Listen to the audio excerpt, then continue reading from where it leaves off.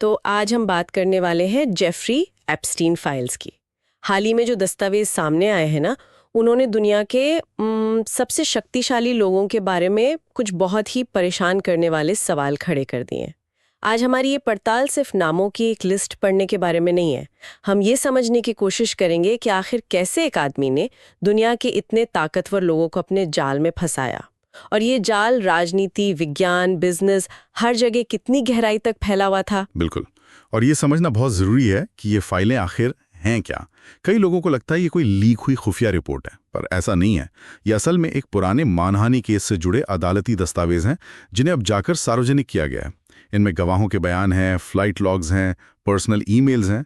तो हमारा मकसद है इस जानकारी के ढेर से सच की परतों को अलग करना। और इस पूरी कहानी के केंद्र में है जेफरी एप्स्टीन, एक स्कूल टीचर जो मतलब अरबपतियों का फाइनेंसर बन गया।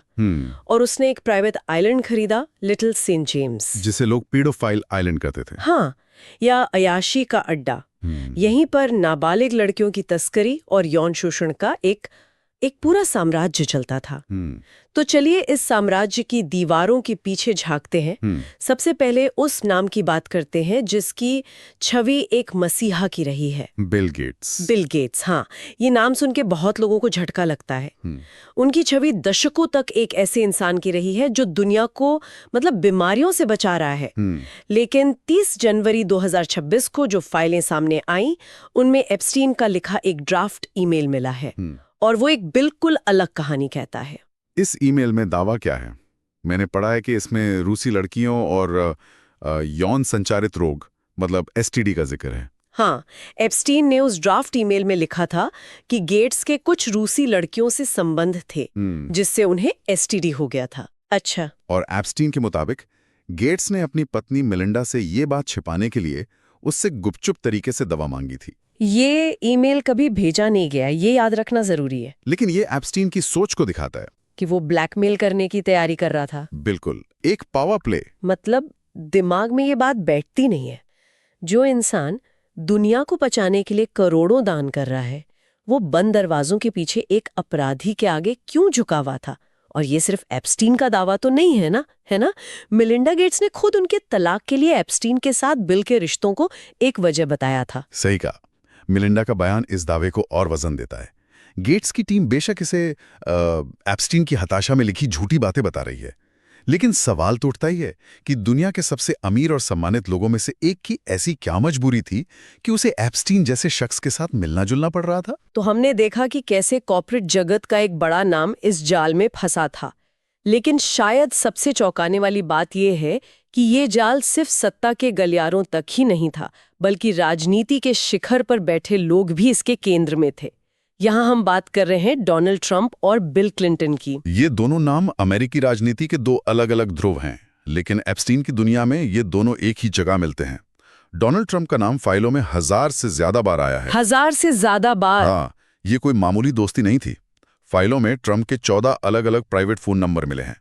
ये दिखाता है कि उनका रिश्ता कितना गहरा और मतलब निजी था। और वो एक विदेशी शेख वाला किस्सा, वो तो किसी फिल्म की कहानी जैसा लगता है। हाँ। कि एक शेख ने अपनी कुंवारी बेटी ट्रंप को तोहफे में दी थी। हाँ, फाइलों में मौजूद ईमेल्स के मुताबिक एक शेख ने अपनी बेटी को ट्रंप को तोहफे के तौर पर पेश किया था और ट्रंप ने उसे स्वीकार कर लिया था।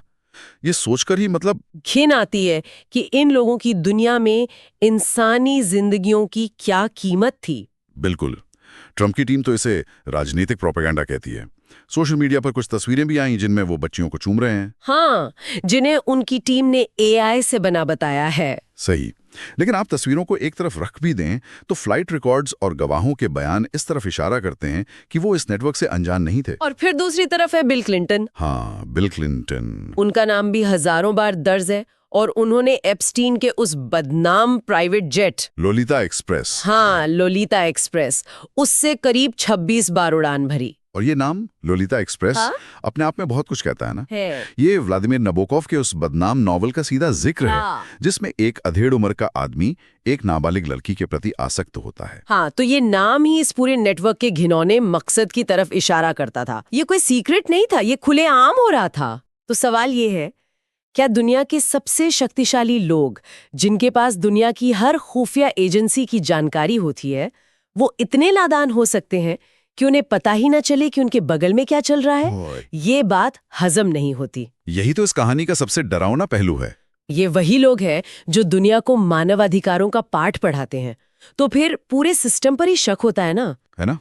सच कहूं तो अगला नाम सुनकर मुझे सबसे ज्यादा झटका लगा, स्टीफन हॉकिंग्स। मतलब ये वो नाम है जिसे हम सब ने स्कूल में एक प्रेरणा के तौर पर पढ़ा है। उनका नाम इस गंदगी में आना, ये अविश्वसनीय लगता है। एक व्हीलचेयर पर बैठे वैज्ञानिक का उस अय्याशी के अड्डे पर क्या काम हो सकता है? फाइलों में गवाहों के बयानों के अनुसार हॉकिंग्स ने एप्स्टीन के द्वीप लिटिल सेंट जेम्स की यात्रा की थी और आरोप बेहद गंभीर है। कहा गया है कि उन्हें वहां नाबालिग बच्चियों को बिना कपड़ों के नाचते हुए देखना पसंद था। जाहिर है उनके परिवार ने इन आरोपों को सिरे से खारिज किया है। लेकिन फिर सवाल वही है, वो वहां थे क्यों? उनकी एक असली तस्वीर भी तो है 2006 की, जिसमें वो द्वीप पर कुछ प्रभावशाली लोगों के साथ नजर आ रहे हैं। तो वो वहां गए तो थे।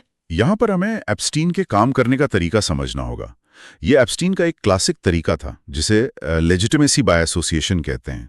मतलब बड़े नामों से जुड़कर खुद को सही साबित करना।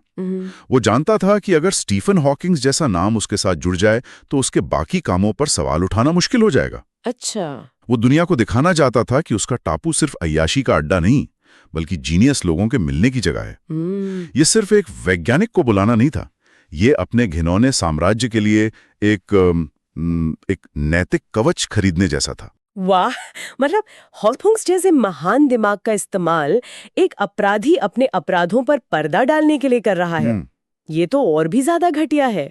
अब अगर हम स्थापित विज्ञान से हटकर नई टेक्नोलॉजी की दुनिया की तरफ देखें तो मंगल पर जाने का सपना दिखाने वाले एलॉन मस्क का नाम भी इस गटर में आया है। हाँ, 2012-13 के कुछ लीक हुए ईमेल्स में मस्क खुद एप्स्टीन के द्वीप पर सबसे जंगली पार्टी करने की इच्छा जता रहे हैं। एक ईमेल में वो पूछते हैं वो पार्टी कब है। वो खुद पूछ रहे हैं। हाँ, और लिखते हैं कि वो काम से थक चुके हैं और अब कुछ मजा करना चाहते हैं।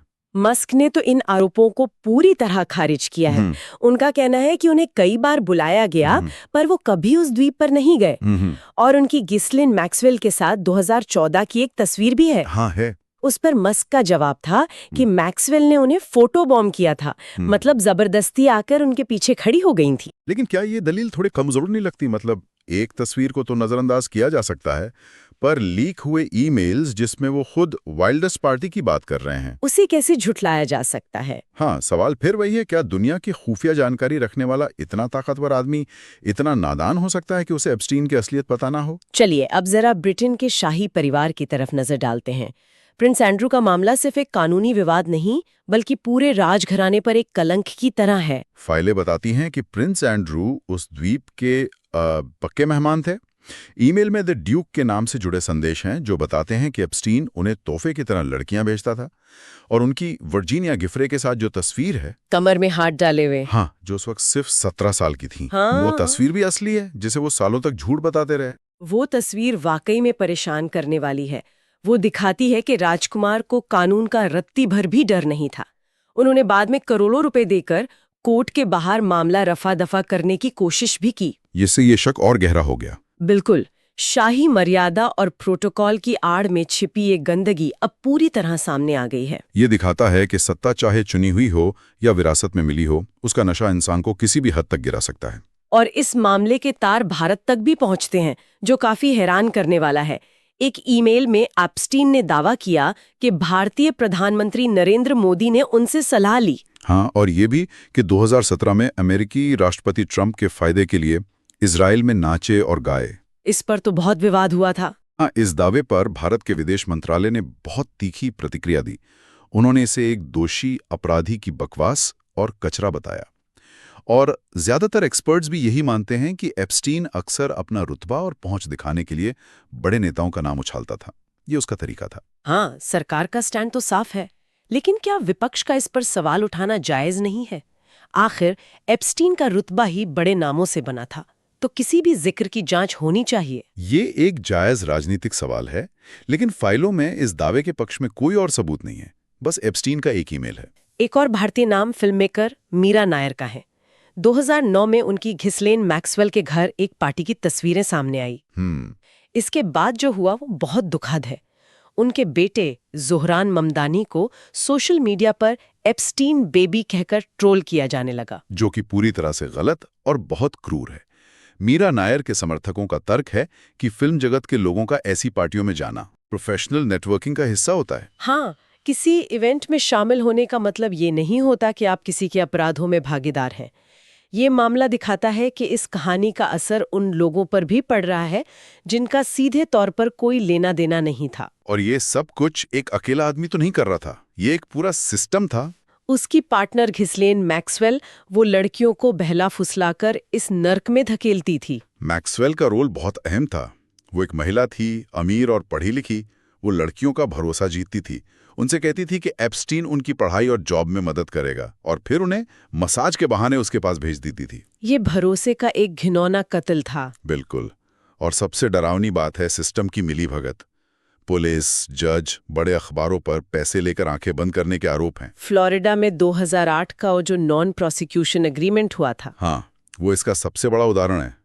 उसी ने एप्स्टीन को सालों तक बचाया। और द्वीप पर गुप्त सुरंगें और हिडन कैमरे, उनकी भी पुष्टि हुई है। कहा जाता है कि इन कैमरों से ताकतवर लोगों की आपत्तिजनक वीडियो बनाई जाती थी और फिर उन्हें ब्लैकमेल किया जाता था। हाँ, एक तरह का कॉम्प्रोमैथ, एक ऐसा हथियार जिससे लोगों को कंट्रोल किया जाता है। ये सिर्फ सेक्स ट्रैफिकिंग नहीं थी, ये एक इंटेलिजेंस ऑपरेशन जैसा था। एक और भयानक सवाल सोशल मीडिया पर उठ रहा है, क्या उस द्वीप पर इंसानों को मारकर खाया जाता था? ये सुनने में ही इतना भयानक लगता है। देखिए, फाइलों में नरभक्षण या कैनिबलिज्म का कोई सीधा सबूत नहीं मिला है। यह दावा सोशल मीडिया पर एक पुराने वीडियो के आधार पर किया जा रहा है, जिसकी पुष्टि नहीं हुई है। अच्छा, लेकिन हमें सनसनीखेज दावों की जरूरत नहीं है। दस्तावेजों में मर्डर करने की इजाजत जैसे खौफनाक शब्दों का इस्तेमाल जरूर हुआ है, जो दिखाता है कि उस टापू पर हैवानियत किस हद तक थी। असलियत ही कल्पना से ज्यादा डरावनी है। ये फाइलें सिर्फ कुछ नामों की लिस्ट नहीं है, ये उस भरोसे का कत्ल है जो जनता अपने नेताओं, वैज्ञानिकों और अपने आदर्शों पर करती है। हमने देखा कैसे बिल गेट्स जैसा मसीहा और ट्रंप जैसा राष्ट्रपति सब एक ही गंदगी में लिपटे पाए गए। सच सामने आ रहा है, लेकिन न्याय का सवाल अभी भी बाकी है। अक्सर देखा गया है कि अमीर और ताकतवर लोग अपने पैसे और प्रभाव से बच निकलते हैं। जैसा कि डोनाल्ड ट्रंप ने एक बार कहा भी था, मुझे फर्क नहीं पड़ता। किसी पर कोई ठोस कार्रवाई अब तक नहीं हुई है। घिसलेन मैक्सवेल जेल में है, लेकिन नेटवर्क के बाकी बड़े खिलाड़ी वो आज भी आजाद हैं। हाँ, तो इन फाइलों का असली महत्व शायद सिर्फ दोषियों को सजा दिलवाने तक सीमित नहीं है। ये हमें ये सोचने पर मजबूर करती हैं कि सत्ता और पैसे के नशे में इंसानियत किस हद तक गिर सकती है। जब समाज के रक्षक ही भक्षक बन जाएं, तो क्या पूरी सभ्यता की नींव ही खोखली नहीं हो जाती? और यही आज का सबसे बड़ा सवाल है। इन फाइलों का असली सबक ये नहीं है कि कौन कौन इस लिस्ट में था। असली सवाल ये है कि जिस सिस्टम ने जेफरी एप्स्टीन जैसे राक्षस को पैदा किया, उसे पाला पोसा और सालों तक उसे बचाया, क्या उस सिस्टम में कोई बदलाव आया है, या हम सिर्फ एक और एप्स्टीन के पैदा होने का इंतजार कर रहे हैं?